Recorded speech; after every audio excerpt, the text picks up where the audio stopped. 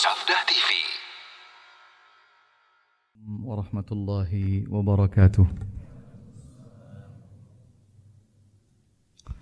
A'udzu billahi minasy syaithanir rajim. Bismillahirrahmanirrahim.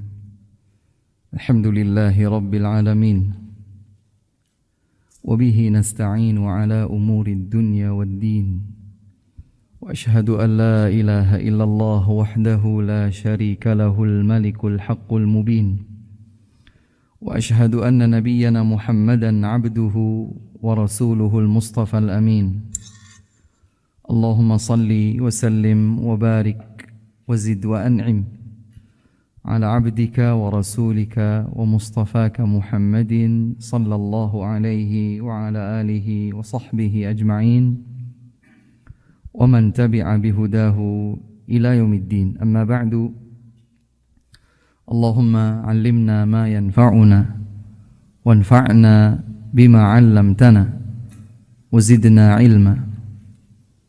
سبحانك لا علم لنا إلا ما علمتنا إنك أنت العليم الحكيم. اللهم إنا نسألك علما نافعا ونعوذ بك من علم لا ينفع. اللهم آت نفوسنا تقواها وزكها أنت خير من زكاها أنت وليها ومولاها. ثم أما بعد، أيها الإخوة والأخوات, hadirin dan hadirat yang semoga senantiasa dikasihi oleh Allah Subhanahu wa taala. Alhamdulillah, tidak henti-hentinya kita bersyukur kepada Allah Azza wa Jalla atas nikmat yang dianugerahkan kepada masing-masing kita hingga saat ini. Bukan hanya nikmat-nikmat yang kita minta di dalam doa, bahkan begitu banyak nikmat yang Allah berikan kepada kita kendati pun kita tidak memintanya di dalam doa-doa kita. Terlalu naif bagi seorang hamba untuk melalaikan rasa syukurnya kepada Allah Subhanahu wa taala atas nikmat-nikmat tersebut.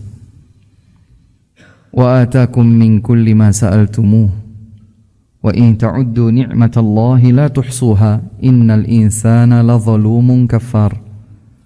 Allah Subhanahu wa taala berfirman menyatakan, dialah Allah Subhanahu wa taala yang menganugerahkan untuk kalian semua yang kalian minta. Sekiranya kalian menghitung nikmat Allah, pastilah kalian tidak mampu melakukannya. Sesungguhnya manusia banyak melakukan kezaliman dan banyak melakukan kekufuran. Semoga Allah Subhanahu wa taala menyelamatkan diri kita masing-masing dari terjatuh di dalam kezaliman dan kekufuran. Semoga Allah Subhanahu wa taala memudahkan kita dengan taufiknya untuk senantiasa menjadi hamba-hamba yang bersyukur kepadanya dengan sebenar-benarnya rasa syukur. Salawat berikut salam semoga senantiasa tersampaikan kepada Nabi yang kita cintai bersama, teladan terindah bagi kita, Nabi Muhammad sallallahu alaihi wa ala alihi wa sahbihi wasallam, pada keluarga beliau, untuk para istri dan seluruh sahabat beliau, dan semoga juga sampai kepada umat beliau yang istiqamah di atas tuntunan sunnah dan bimbingan beliau hingga akhir zaman nanti. Hadirin dan hadirat yang dimuliakan Allah Subhanahu wa taala, alhamdulillah, setelah kesabaran dan penantian yang panjang, diuji oleh Allah Subhanahu wa taala dengan keberadaan pandemik di tengah-tengah kita. Akhirnya Allah Subhanahu wa taala memberikan kita kembali nikmat untuk bisa salat berjamaah di masjid, menjunjung tinggi tuntunan mulia Rasulullah sallallahu alaihi wasallam, memakmurkan masjid dengan majlis-majlis ilmu untuk belajar ilmu agama, mempelajari dan mengkaji ayat-ayat Allah Subhanahu wa taala, hadis-hadis Rasulullah sallallahu alaihi wasallam, maka ini adalah sebuah kenikmatan yang sepantasnya memotivasi kita untuk semakin mendekatkan diri kepada Allah Subhanahu wa taala. Sebab kita tahu banyak yang kita kenal, banyak mungkin keluarga kita yang sudah lebih dahulu dipanggil kembali kepada Allah Subhanahu wa taala di tengah-tengah pandemi ini. Sementara kita masih diberikan modal perjalanan dunia untuk berbekal diri sebelum pada akhirnya kita pun nanti menyusul mereka semua. Maka semoga apa yang Allah Subhanahu wa taala anugerahkan ini bisa kita manfaatkan sebaik mungkin untuk bersiap diri menjumpai Allah Subhanahu wa taala dengan qalbun salim. Ayuhal ikhwatu fillah, hadirin dan hadirat yang dimuliakan Allah Subhanahu wa taala. Inilah kehidupan dunia. Kehidupan yang hakikatnya adalah ujian. Di dalam sebuah firman ayat Al-Quran, Allah Subhanahu wa ta'ala menyatakan pada surat Al-Anbiya ayat 35, Allah berfirman, kullu nafsin dha'iqatul maut wa nabluukum bisyarri wal khairi fitnah wa ilaina turja'un. Ayat yang relatif pendek. Di dalam ayat tersebut Allah Subhanahu wa ta'ala menyatakan, kullu nafsin dha'iqatul maut, setiap jiwa pasti akan merasakan kematian. Wa nabluukum, Allah menyatakan, dan kami menguji kalian, bisyarri wal khairi, dengan ujian keburukan dan ujian kebaikan, dengan hal-hal yang tidak kalian sukai dan juga dengan hal-hal yang kalian sukai. Ini ujian. Fitnah, agar dapat menjadi pembelajaran bagi siapapun. Dicoba oleh Allah Subhanahu wa ta'ala dengan nikmat, dicoba oleh Allah Subhanahu wa ta'ala dengan musibah sebagai ujian, dan hanya kepadanya saja kalian semua akan kembali. Ayat ini mengajak kita untuk selalu mawas diri, karena boleh jadi kapan saja, tanpa berpamitan terlebih dahulu, ajal menjemput kita. Dan oleh sebab itu banyak hal yang perlu kita pelajari. Di antara sekian banyak tuntunan Nabi sallallahu alaihi wa ala alihi wasallam adalah sabda beliau yang diriwayatkan secara sahih oleh Imam Muslim dari sahabat mulia Suhaib ibn Sinan Ar-Rumi radhiyallahu ta'ala anhu, bahwa Rasulullah sallallahu alaihi wa ala alihi wasallam bersabda, ajaban li amril mu'min, inna amrahu kullahu khair wa laysa dhalika li ahadin illa lil mu'min, in asabathu sarra'u syakara dhalika khairul lah, wa in asabathu dharra'u sabara dzalika khairul lah. Kata Nabi sallallahu alaihi wasallam, ini bukan sembarang orang, utusan Allah Subhanahu wa taala, bahkan beliaulah imamul mursalin, imam seluruh nabi dan rasul utusan Allah. Beliau menyatakan ajaban li amril mu'min, sangat mengagumkan, begitu menakjubkan urusan setiap mukmin. Pantaslah kalau kemudian kita introspeksi. Sudahkah kita menjadi seperti yang Nabi gambarkan, deskripsikan dalam hadis ini? Apakah kita sudah menjadi seorang mukmin yang membuat Nabi sallallahu alaihi wasallam terdecak kagum dengan karakteristik dan kepribadiannya. Kata beliau, sesungguhnya seorang mukmin seluruh urusannya baik. Dan hal itu, kata beliau, tidak dimiliki kecuali pada diri seorang mukmin. Artinya ini cirinya ciri khas. Ciri khas pada diri seorang hamba mukmin. Apakah dia laki-laki ataukah dia perempuan? Seorang mukmin, karakteristik dan kepribadiannya selalu membuat Rasulullah sallallahu alaihi wasallam kagum dan takjub kepadanya. Lebih lanjut Nabi menjelaskan apa hal yang dikagumi pada diri seorang mukmin itu. Kata beliau, seorang mukmin itu mengagumkan karena urusannya baik, dan hal ini tidak dimiliki kecuali pada diri seorang mukmin. Dia itu kalau diberikan nikmat oleh Allah Subhanahu wa taala, diberikan kelapangan oleh Allah Subhanahu wa taala, dia tidak lupa untuk bersyukur. Bersyukur dengan makna yang sesungguhnya, tidak merasa cukup dengan mengatakan alhamdulillah berarti saya sudah bersyukur, tidak. Tapi bersyukur kepada Allah Subhanahu wa taala dengan sebenar-benarnya rasa syukur. Dan kita kalau bicara tentang syukur butuh sesi tersendiri. Sedikit saja barangkali menjadi gambaran dasar buat kita bagaimana dahulu baginda Rasulullah sallallahu alaihi wasallam berupaya dengan sungguh-sungguh untuk meraih predikat hamba yang bersyukur. Salat malam hingga tumit kaki beliau bengkak. Yang istri beliau saja sampai iba melihat beliau demikian. Kemudian Aisyah radhiyallahu anha bertanya kepada beliau, "Ya Rasulullah, bukankah engkau adalah hamba yang telah diampuni dosa-dosanya yang dahulu bahkan yang akan datang?" Kata Nabi, ya. Aisyah bertanya lagi, lalu kenapa engkau melakukan sedemikian hebat wahai Rasul? Salat malam hebat sekali. Dengan kesahajaannya Rasulullah sallallahu alaihi wasallam menjawab, "Ya Aisyatu, afala akunu 'abdan syakura?"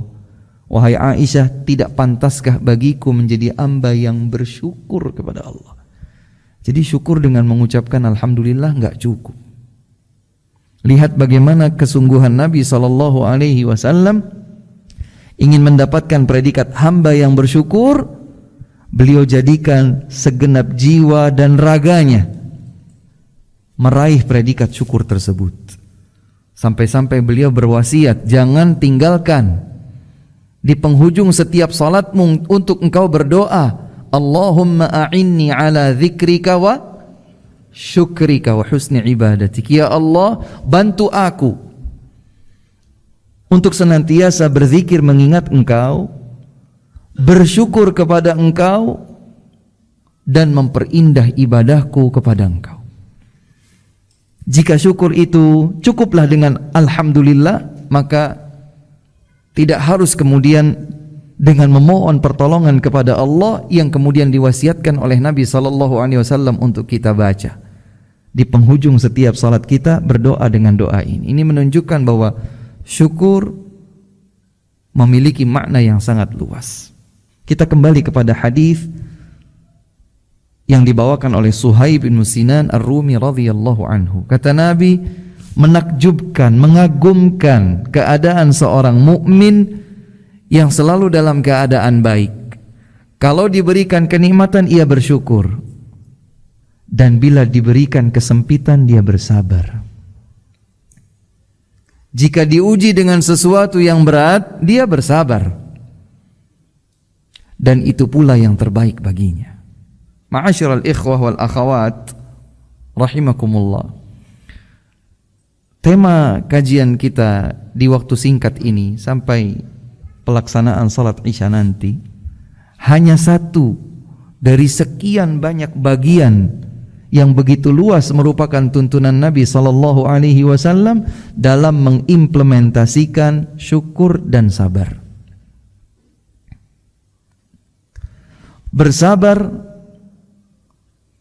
sebagaimana dijelaskan oleh Al-Imam Ibnul Qayyim rahimahullah dalam kitabnya Uddatus Sabirin wa Dzakhiratus Syakirin. Panjang lebar beliau jelaskan tentang sabar. Di bagian dari penjelasan tersebut beliau berkata, sabar yang berhukum wajib untuk dilakukan oleh setiap hamba mukmin ada 3 macam. Jadi kaidah sabar itu banyak, salah satu di antaranya kita ambil saja satu bagian ini. Kata beliau Imam Ibnul Qayyim rahimahullah, sabar yang berhukum wajib. Ini bukan sebuah pilihan tawar-menawar, ini wajib dilakukan oleh setiap hamba mukmin ada 3 macam. Kemudian beliau menjelaskan as-sabru ala ta'atillah, bersabar menjalankan ketaatan kepada Allah. Bersabar menjalankan ketaatan kepada Allah. Karena menjalankan ketaatan kepada Allah membutuhkan kesabaran. Kalau kita tidak sabar menjalankan ketaatan kepada Allah Subhanahu wa taala, mungkin kita sudah menjadi hamba yang putus asa, bosan dan lain sebagainya. Makanya setiap kali kita keluar dari rumah, kita dituntun untuk berdoa, bismillahi tawakkaltu 'ala Allah la haula wala quwwata illa billah. Maka sabar yang pertama adalah sabar menjalankan ketaatan kepada Allah Subhanahu wa taala. Yang kedua adalah bersabar menahan diri dari terjatuh dalam kemaksiatan. Ini juga butuh kesabaran. Ada kemaksiatan begitu menggoda di hadapan kita, bahkan tidak ada orang yang tahu. Kalau kita lakukan, tidak ada sepasang mata pun yang melihat. Tapi karena ini merupakan larangan Allah Subhanahu wa taala, larangan Rasulullah sallallahu alaihi wasallam, maka meskipun menggiurkan, meskipun tertutupi dari pandangan manusia, kita bersabar untuk tidak melakukannya. Ini juga butuh kesabaran.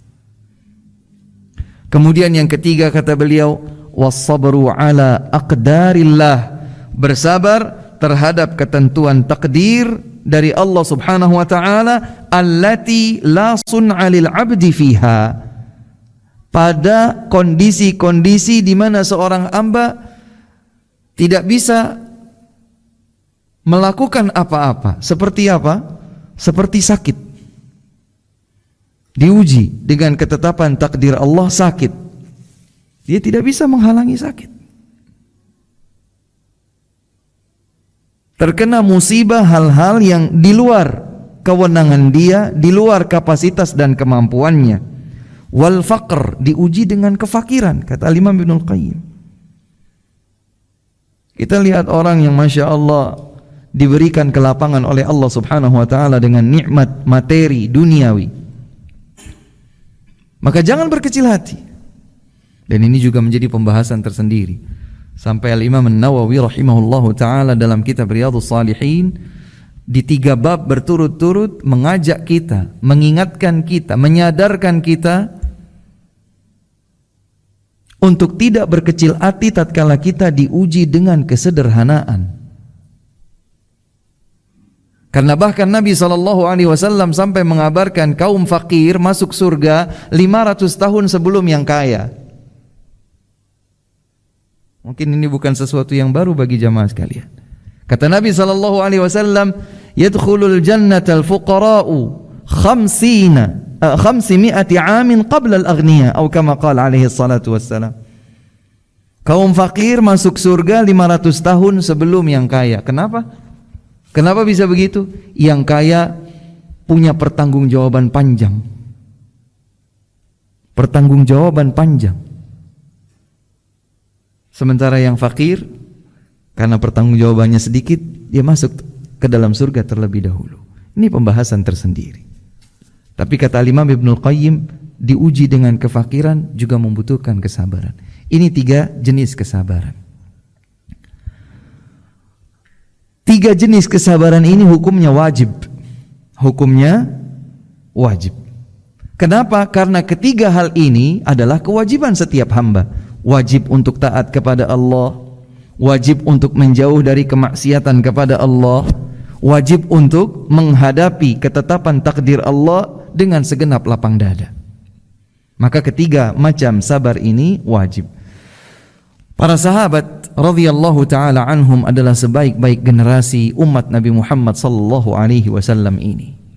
Disebutkan oleh Imam Ibnu Abi Dunya di dalam kitabnya As-Sabr wa Thabat alaih, bahwa sahabat mulia Umar bin Khattab radhiyallahu taala anhu berkata, inna afdala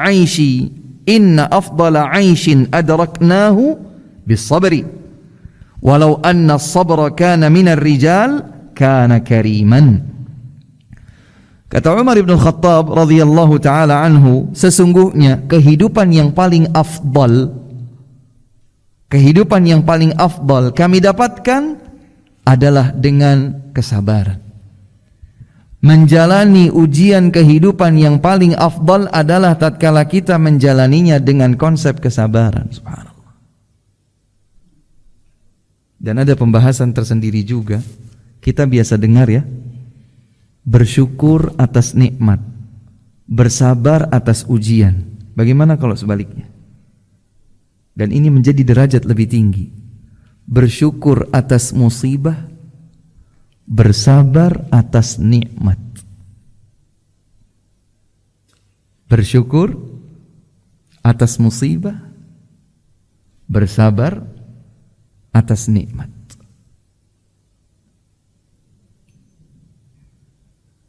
Maka Umar bin Khattab radhiyallahu taala anhu berkata, sesungguhnya kehidupan yang afdal kami telah jalani, kata Umar, adalah kehidupan dengan kesabaran. Walau anna sabra kana minar rijal kana kariman, seandainya sabar itu berwujud seseorang di antara kalian, maka dia adalah orang yang mulia.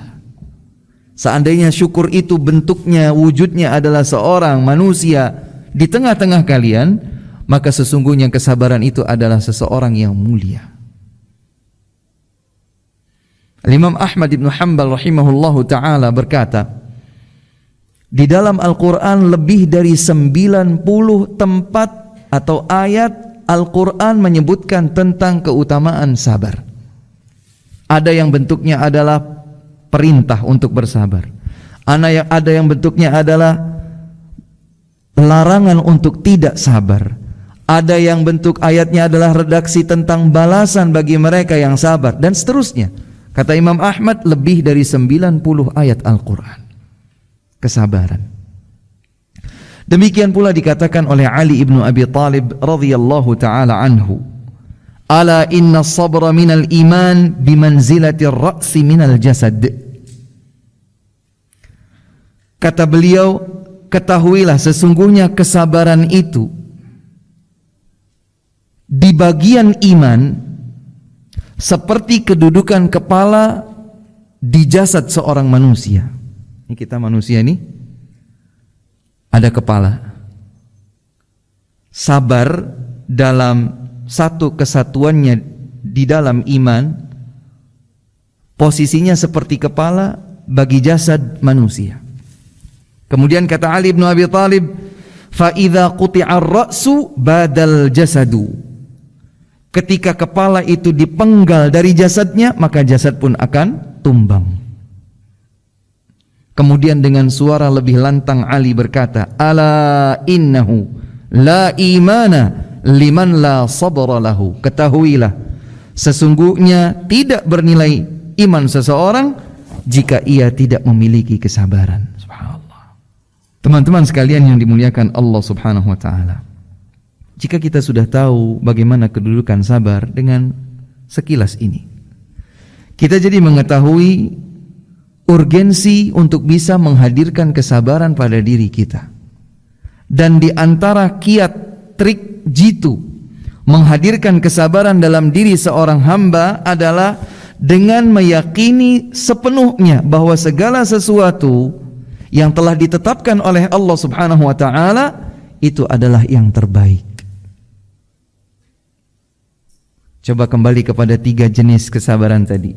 sabar menjalankan ketaatan kepada Allah. Meskipun berat, kalau kita yakini bahwa itu adalah yang terbaik dari Allah, kita akan lebih mudah menjalankannya dengan penuh kesabaran.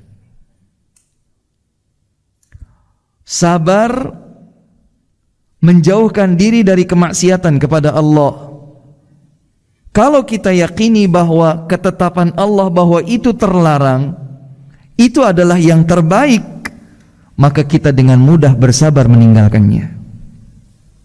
Demikian pula sabar dengan ketetapan takdir dari Allah Subhanahu wa taala yang kita tidak bisa elak ya, tidak bisa kita mengelaknya.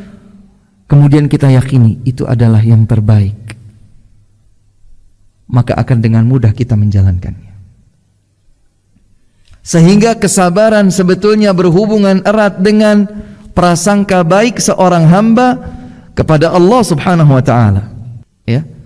Kesabaran itu bisa menghadirkan prasangka baik kepada Allah Subhanahu wa taala dengan meyakini bahwa semua yang ditetapkan oleh Allah Subhanahu wa taala itu adalah yang terbaik. Maka kita bisa lebih berlapang dada saat menjalankan ujian, berprasangka baik kepada Allah Subhanahu wa taala. Kita bisa lihat dan perhatikan dengan saksama firman Allah Subhanahu wa taala dalam surat Al-Mulk atau surat Tabarak. Tabarakalladzi biyadihil mulku wa huwa ala kulli syai'in qadir, dan seterusnya. Surat Al-Mulk ayat 14, Allah Subhanahu wa taala berfirman, "Ala ya'lamu man khalaqa wa huwal latiful khabir." Ala ya'lamu man khalaqa wa huwal latiful khabir. Bukankah yang menciptakan mengetahui apa yang telah ia ciptakan, dan dia maha lembut lagi maha mengetahui detail segala sesuatu. Coba sekarang, siapa di antara kita yang pernah menghitung jumlah alis di matanya?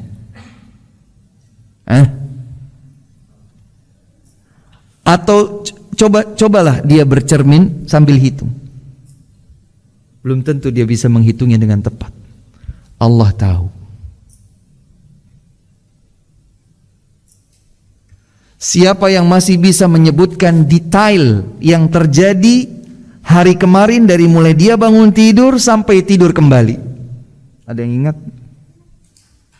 Atau enggak usah kemarin, hari ini ada yang masih ingat jam berapa dia bangun? Jam berapa, menit berapa, detik ke berapa? Apa yang pertama kali dia lakukan? Kondisi apa yang dia alami? Terus sampai sekarang, ada yang masih ingat? Allah Maha tahu. Maka Allah Subhanahu wa taala menegaskan, "Ala ya'lamu man khalaq."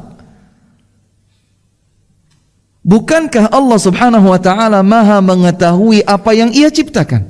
Wa huwal latiful khabir.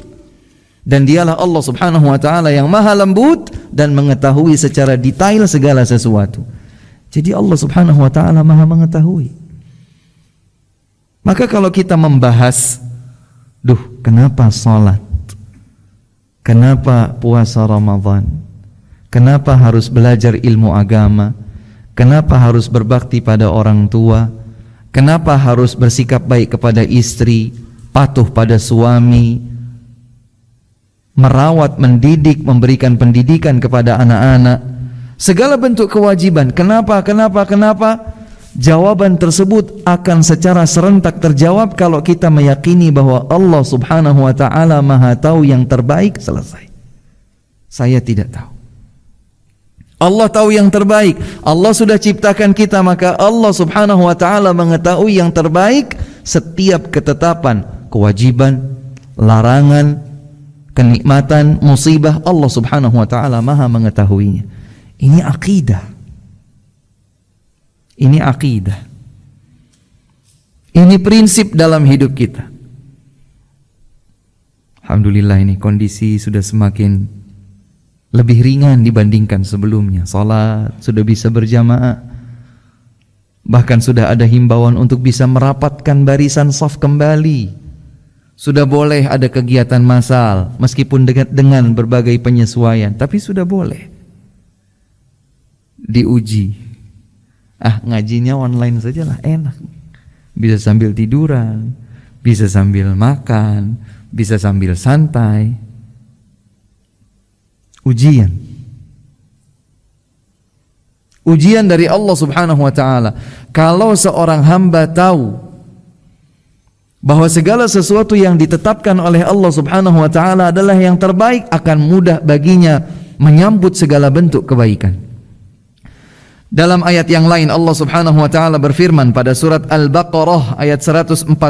Ayatnya cukup panjang. Di dalam ayat tersebut Allah berfirman, "Qul a'antum a'lamu amillah?" Qul a'antum a'lamu amillah? Wahai Muhammad, katakan kepada mereka, apakah kalian yang lebih mengetahui atau Allah yang lebih mengetahui? Siapa yang lebih mengetahui? Allah Subhanahu wa ta'ala. Allah Subhanahu wa ta'ala yang bahkan lebih mengetahui tentang diri kita daripada kita tentang diri kita sendiri. Maka ada ketundukan kepada Allah. Iya ya Allah, Engkau yang telah menciptakan hamba, Engkau yang maha mengetahui segala sesuatu tentang hamba, maka apapun yang Engkau tetapkan ya Allah, apapun yang Engkau wajibkan ya Allah, apapun yang Engkau tuntunkan ya Allah, aku akan mengikutinya. Dia akan lebih tunduk kepada Allah, dia akan lebih berserah diri dengan semua ketetapan Allah Subhanahu wa ta'ala dalam rangka menjalankan ujian yang tadi di awal disebutkan ayatnya, wa nabluukum bisyarri wal khairi fitnah. Kami mencoba kalian, mencoba dengan kebaikan, mencoba dengan keburukan sebagai bentuk fitnah, ujian. Dan Allah Subhanahu wa ta'ala juga berfirman dalam surat An-Nahl, surat ke-16 ayat 19, wallahu ya'lamu ma tusirruna wa ma tu'linun. Allah Subhanahu wa ta'ala maha mengetahui apa yang kalian sembunyikan dan apa yang kalian nampakkan. Dan ayat semacam ini banyak sekali. Allah Subhanahu wa ta'ala maha mengetahui, engkau tidak lebih mengetahui. Teman-teman sekalian yang dimuliakan Allah, jamaah hadirin dan hadirat rahimakumullah, di dalam hukum ketetapan syariah, hukum-hukum Allah Subhanahu wa ta'ala, ada satu ayat yang subhanallah menjawab semua pertanyaan-pertanyaan kita tentang ketetapan-ketetapan syariah hukum Allah. Firman Allah dalam surat Al-Baqarah ayat 216. Dalam surat Al-Baqarah ayat 216. Ayat ini memang konteksnya tentang perintah berjihad. Tetapi kita tahu ada kaidah di dalam memahami ayat-ayat Al-Quran, al-ibratu bi'umumil lafzi la bi khususis sabab. Hukum itu berlaku dengan keumuman lafalnya, bukan dengan kekhususan sebabnya. Mungkin sebabnya berkaitan dengan kejadian tertentu terjadi pada diri individu tertentu pada Nabi SAW atau sahabatnya. Tetapi ini bisa berlaku umum bagi umat Nabi SAW dan contohnya sangat banyak. Ayat 216 pada surat Al-Baqarah ini konteksnya adalah tentang jihad. Kutiba alaikumul qital wa huwa kurhul lakum. Telah diwajibkan untuk kalian berjihad, berperang, padahal jihad atau berperang itu tidak kalian sukai. Wah, harus dengan segala persiapan, harta benda, jiwa, raga, taruhan nyawa, tinggalkan keluarga, tinggalkan anak-anak, tinggalkan harta benda, kampung halaman, berjihad dengan kemungkinan potensi meninggal dunia, mati syahid. Berat. Maka Allah Subhanahu wa ta'ala mengetahui apa yang ada pada diri umat Nabi Muhammad SAW. Bahkan ayat ini pertama kali turun untuk para sahabat. Coba kalau kita semua diwajibkan untuk berjihad. Jihad ya? Iya. Ujungnya gimana? Meninggal dunia. Resiko tertingginya adalah mati syahid. Kalau jiwa tidak siap, maka dia akan cenderung menolak, dan itu Allah sebutkan, kutiba alaikumul qital wa huwa qur'ul lakum. Telah diwajibkan kepada kalian berjihad, dan itu adalah sesuatu yang tidak kalian sukai. Maka Allah Subhanahu wa taala selanjutnya menyatakan, wa asa an takrahu syai'an wa huwa khairul lakum wa asa an tuhibbu syai'an wa huwa syarrul lakum. Wallahu ya'lamu wa antum la ta'lamun. Boleh jadi kalian tidak suka sesuatu padahal itu baik bagi kalian. Boleh jadi kalian menyukai sesuatu padahal itu buruk bagi kalian. Allah yang lebih mengetahui, kalian tidak mengetahui. Jadi kalau sudah ketetapan hukum Allah, seorang mukmin sami'na wa ata'na. Apa yang Allah tetapkan, apa yang Nabi bimbingkan, karena Nabi tidak membimbing kecuali wahyu dari Allah, sami'na wa ata'na. Wa ma kana li mu'minin wa la mu'minatin idza qada Allahu wa rasuluhu amran ay yakuna lahumul khiyaratu min amrihim. Wa may ya'sillaha wa rasulahu faqad dhalla dhalalan mubina. Tidak sepantasnya dan tidak dibenarkan bagi diri seorang mukmin laki-laki atau mukminah perempuan apabila Allah Subhanahu wa taala dan Rasulnya telah menetapkan satu ketetapan tidak baik, tidak pantas, tidak elok, tidak bagus, tidak boleh bagi seorang mukmin dan mukminah di hadapan ketetapan Allah dan Rasulnya merasa memiliki pilihan yang lain. Barang siapa bermaksiat durhaka kepada Allah dan Rasulnya, sungguh dia telah sesat, tersimpang arah dengan penyimpangan yang jauh. Allah Subhanahu wa taala berfirman pada surat Al-Ahzab ayat 36 yang tadi dibacakan. Surat Al-Ahzab surat ke-33 ayat 36. Allah Subhanahu wa taala berfirman, وَمَا كَانَ لِمُؤْمِنٍ وَلَا مُؤْمِنَةٍ إِذَا قَضَى اللَّهُ وَرَسُولُهُ أَمْرًا أَنْ يَكُونَ لَهُمُ الْخِيَرَةُ مِنْ أَمْرِهِمْ وَمَنْ يَعْصِ اللَّهَ وَرَسُولَهُ فَقَدْ ضَلَّ ضَلَالًا مُبِينًا. Tidak sepantasnya, tidak baik, tidak boleh bagi seorang mukmin laki-laki, mukminah perempuan di hadapan ketetapan Allah Subhanahu wa taala dan Rasulnya merasa memiliki pilihan yang lain. Barang siapa yang durhaka kepada Allah dan Rasulnya, maka ia telah menyimpang dengan penyimpangan yang nyata. Kenapa demikian, Ustaz? Kan kita manusia, punya akal pikiran, punya perasaan, punya kondisi dan keadaan. Kenapa kita tidak bisa memilih? Ada hal-hal tertentu kita memang tidak bisa memilih. Kenapa salat wajib? Kenapa zakat itu wajib bagi mereka yang memenuhi syarat kewajiban zakat? Kenapa bakti kepada orang tua itu wajib?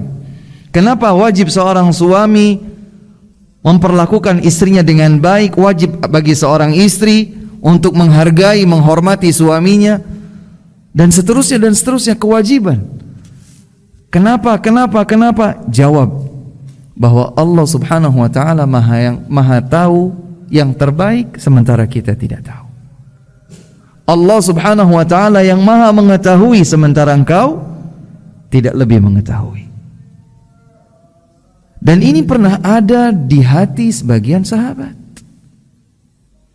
Ketika Allah Subhanahu wa taala mengetahui bahwa ada di antara para sahabat yang merasa berat dengan kewajiban berperang jihad, kemudian Allah Subhanahu wa taala menguatkan, mengokohkan keimanan mereka. Boleh jadi kalian tidak menyukai sesuatu padahal itu baik bagi kalian. Boleh jadi kalian menyukai sesuatu padahal itu buruk bagi kalian. Subhanallah. Apa yang menurut kita baik, jika ternyata bertentangan dengan ketetapan hukum Allah dan Rasulnya, maka yang menurut kita baik itu tidak lebih baik.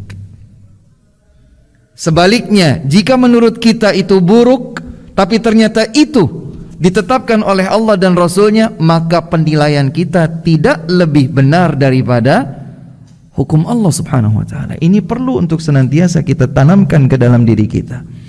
Apalagi Saya melihat banyak yang hadir di sini insya Allah diperkirakan sudah berkeluarga. Kita punya anak cucu subhanallah yang berada di generasi seperti zaman era saat ini. Seringkali yang dihembuskan adalah keinginan untuk kebebasan berpikir, kebebasan berpendapat, kebebasan untuk mengemukakan kesimpulan, kebebasan ini, kebebasan itu. Akhi, ambil kebebasan tersebut. Tapi ingat, kalau bicara tentang batasan hukum Allah, Allah yang maha mengetahui, engkau tidak lebih mengetahui. Begitu tahu hukum Allah subhanahu wa ta'ala, begitu mengetahui tuntunan Nabi sallallahu alaihi wasallam, kita akan berkata sami'na wa ata'na. Wa ma kana innama qaulal mu'minina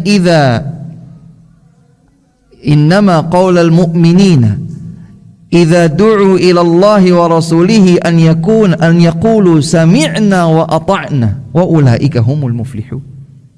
Kalau sudah dikatakan kepada kita sebagai kaum mukminin, ini perintah Allah, ini perintah Rasul, ini firman Allah, ini sabda Rasul, sami'na wa ata'na. Kami dengar ya Allah dan kami taati. Dan ujian itu sebentar, 60 tahun, 70 tahun, 80 tahun, paling panjang mungkin di zaman ini 100 tahun usia orang. Sabar menjalankan perintah Allah, sabar menjauhi larangan Allah, sabar dengan ketentuan dari Allah subhanahu wa ta'ala.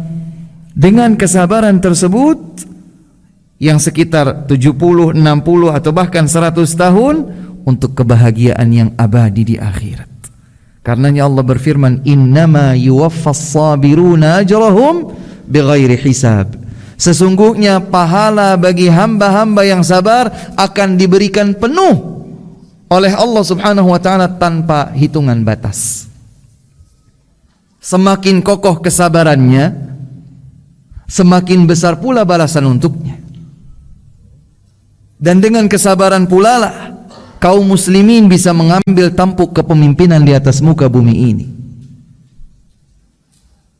Wa ja'alna minhum a'immatan yahduna bi amrina lamma sabaru wa kanu bi ayatina yuqinun. Maka dengan kesabaran kita akan meraih kebahagiaan di dunia dan keselamatan yang abadi di akhirat. Demikian pula di dalam sosial muamalah, kita berinteraksi. Ini kita makhluk sosial ya. Kita makhluk sosial. Kita berinteraksi dengan pasangan hidup kita, suami atau istri kita. Kita berinteraksi dengan anak-anak kita. Kita berinteraksi dengan orang tua kita. Kita berinteraksi dengan saudara, paman, bibi, kerabat, tetangga, teman sejawat dalam pekerjaan dan lain sebagainya. Ada interaksi sosial. Allah subhanahu wa ta'ala menggambarkan hubungan interaksi sosial terdekat antara seseorang dengan pasangan hidupnya, yang sejak ijab kabul itu diucapkan qabiltu nikahaha wa tazwijaha bil mahril madhkuri halan, menjadi halal. Orang yang semula tadinya saling asing, laki-laki ini asing bagi perempuan ini juga asing bagi laki-laki ini, tergabung, terikat dalam sebuah ikatan pernikahan. Maka mereka adalah dua sejoli, dua insan yang disatukan oleh Allah subhanahu wa ta'ala dalam bingkai pernikahan.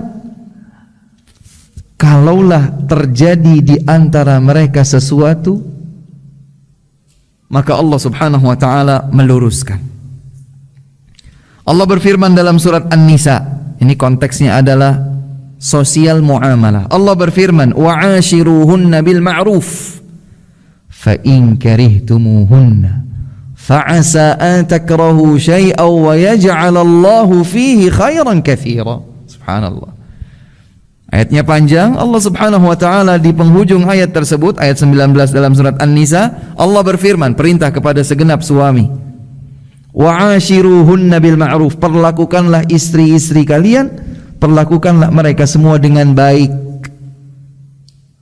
Wah, tapi istri saya enggak benar Ustaz, istri saya begini, istri saya begitu, dikeluhkan semuanya.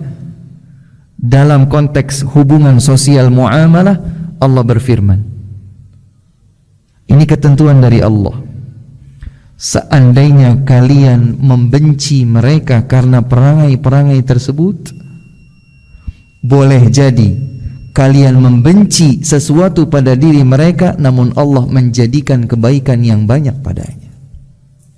Sabar.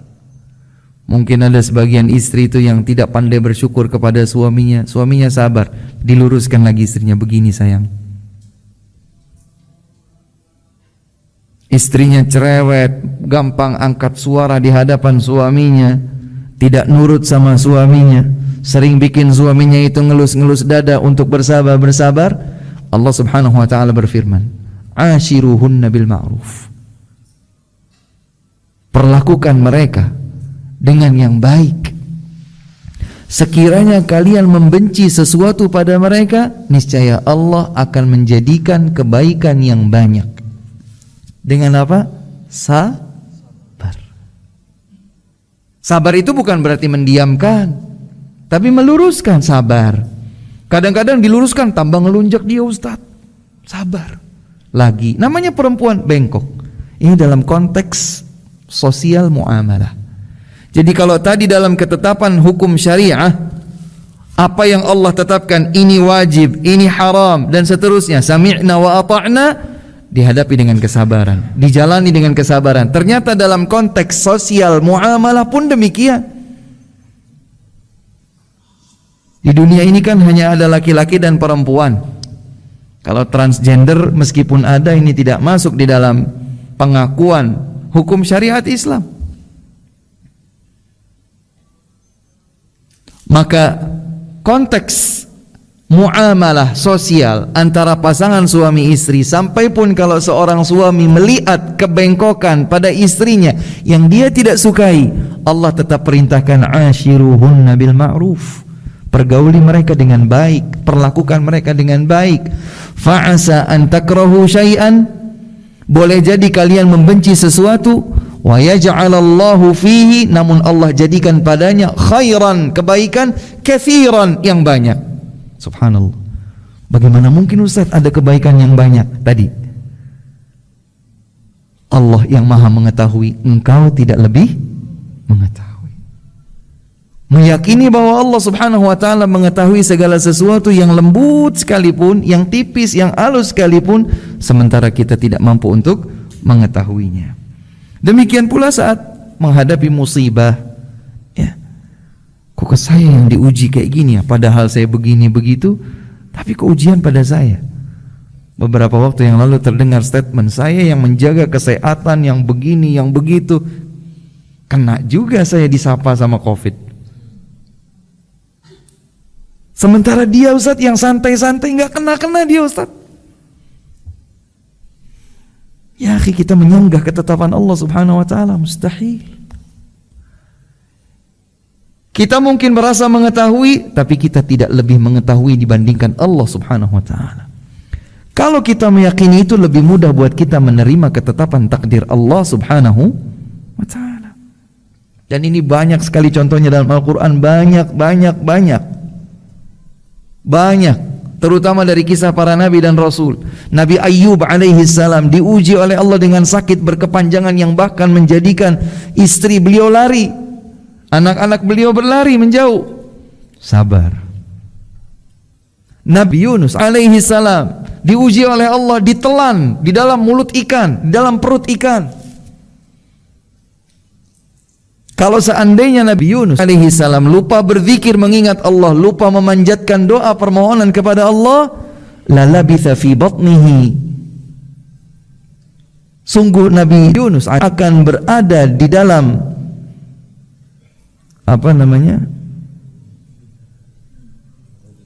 di dalam perut ikan sampai hari kiamat tiba. Nabi Yunus alaihi salam diuji oleh Allah Subhanahu wa ta'ala. Nabi Ibrahim alaihi salam yang ternyata memiliki ayahanda sedemikian hebat permusuhannya kepada dakwah Nabi Ibrahim alaihi salam, diusir, disiksa, dibakar di atas gunungan kayu bakar. Subhanallah. Sabar. Dan dengan kesabarannya Allah Subhanahu wa ta'ala jadikan setelah Nabi Ibrahim keturunannya sampai Nabi Muhammad SAW Nabi, sampai Nabi akhir zaman, Nabi kita Nabi Muhammad SAW, garis keturunannya tersambung kepada Nabi Ibrahim alaihissalam. Nabi Yusuf dibenci oleh saudara-saudara kandungnya, ya, dimasukkan ke dalam sumur, dijual jadi budak sekian tahun, di penjara dan seterusnya. Pada akhirnya, subhanallah, Aisyah radhiyallahu taala anha, Aisyah radhiyallahu anha, istri yang paling dicintai oleh Nabi sallallahu alaihi wasallam. Dalam sebuah kejadian, beliau buang hajat, kemudian kembali tersadar bahwa kalungnya terjatuh. Beliau kembali lagi untuk mencari. Begitu kembali lagi setelah pencariannya, ternyata kafilah sudah berjalan. Mereka membawa tandu yang ada di atas onta, tidak merasakan keberadaan Aisyah. Waktu itu beliau radhiyallahu anha masih bertubuh ramping. Sampai kemudian digoreng oleh kaum munafikin. Aisyah ketika kembali bersama Safwan ibnu Mu'attal radhiyallahu anhu dituduh berzina.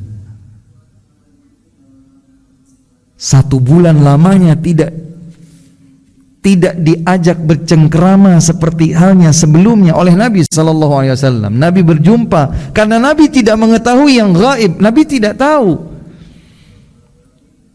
Maka ketika Aisyah sakit dalam masa-masa tersebut dan dia masih belum tahu awalnya, beliau belum tahu awalnya apa yang dibincangkan oleh semua penduduk kota Madinah. Beliau tidak tahu karena sakit. Nabi setiap hari yang biasanya menyambut, bercengkrama dengan manisnya, Nabi hanya bertanya, kaifatikum, gimana kabarmu hari ini? Sehat? Sehat, selesai pulang. Bahkan Nabi SAW sempat bertanya kepada Aisyah atau menyatakan kepada Aisyah, wahai Aisyah, jika engkau bertaubat kepada Allah Subhanahu wa ta'ala, maka itu lebih baik bagimu. Aisyah merasa bahwa Nabi SAW seakan belum percaya bahwa beliau bebas dari tuduhan tersebut. Tapi karena Nabi SAW tidak tahu yang gaib, Nabi SAW hanya mengetahui sesuatu seperti itu jika diwahyukan oleh Allah Subhanahu wa ta'ala. Nabi tidak tahu. Sebulan lamanya kurang lebih, sampai kemudian Allah Subhanahu wa ta'ala turunkan serangkaian ayat berisi pembebasan diri Aisyah dari semua tuduhan palsu tersebut. Tuduhan palsu itu terbantahkan. Kalau kita ingat dahulu, Maryam bintu Imran ketika dituduh berzina, ya, karena beliau hamil tanpa sebuah pernikahan, sampai-sampai kata-kata tuduhan tersebut diabadikan oleh Al-Quran. Ma kana abuki imra'a sawin wa ma kanat ummuki baghiyah. Wahai Maryam, ayahmu itu orang baik-baik, bukan orang jelek, bukan preman, dan ibumu juga bukan pelacur. Kenapa kau begini? Tidak pakai pernikahan, tiba-tiba menjauh, lenyap sebentar, melahirkan anak. Allah Subhanahu wa ta'ala tunjukkan kebenaran bahwa Maryam terbebas dari tuduhan tersebut oleh ucapan Nabi Isa alaihi salam yang masih dalam gendongan saat itu. Aisyah, pembebasan dari tuduhan itu diturunkan oleh Allah Subhanahu wa ta'ala dalam ayat-ayat Al-Quran. Makanya ketika Abu Bakar dan istri beliau mengingatkan kepada Aisyah, Aisyah, alhamdulillah sudah ada ayat-ayat, jumpai Nabi sallallahu alaihi wasallam. Ayo temui Nabi sallallahu alaihi wasallam. Kata Aisyah, bukan Nabi yang bebaskan aku dari tuduhan itu, Allah Subhanahu wa ta'ala. Ketika seseorang itu bersabar dengan semua ketetapan takdir, maka Allah akan gantikan dengan yang jauh lebih baik. Ucapkan di dalam diri kita, sok taunya kita ini terbantahkan bahwa kita tidak lebih mengetahui daripada ketetapan Allah Subhanahu wa taala apapun itu. Maka ini akan menjadikan kita lebih mudah menerima ketetapan hukum-hukum Allah Subhanahu wa taala sekaligus ketetapan-ketetapan takdir dari Allah Subhanahu wa taala. Hadirin dan hadirat yang dimuliakan Allah, itu kiranya kajian singkat kita di kesempatan malam hari ini. Wallahu taala a'lamu bis-shawab. Wabillahi taufiq wa akhiru da'wana alhamdulillahi rabbil alamin. Subhanakallahumma rabbana wa bihamdika asyhadu an la ilaha illa ant astaghfiruka wa atubu ilaik. Sallallahu wa sallam wa baraka ala nabiyyina Muhammad wa ala alihi wa sahbihi ajma'in. Wassalamu alaikum warahmatullahi wabarakatuh.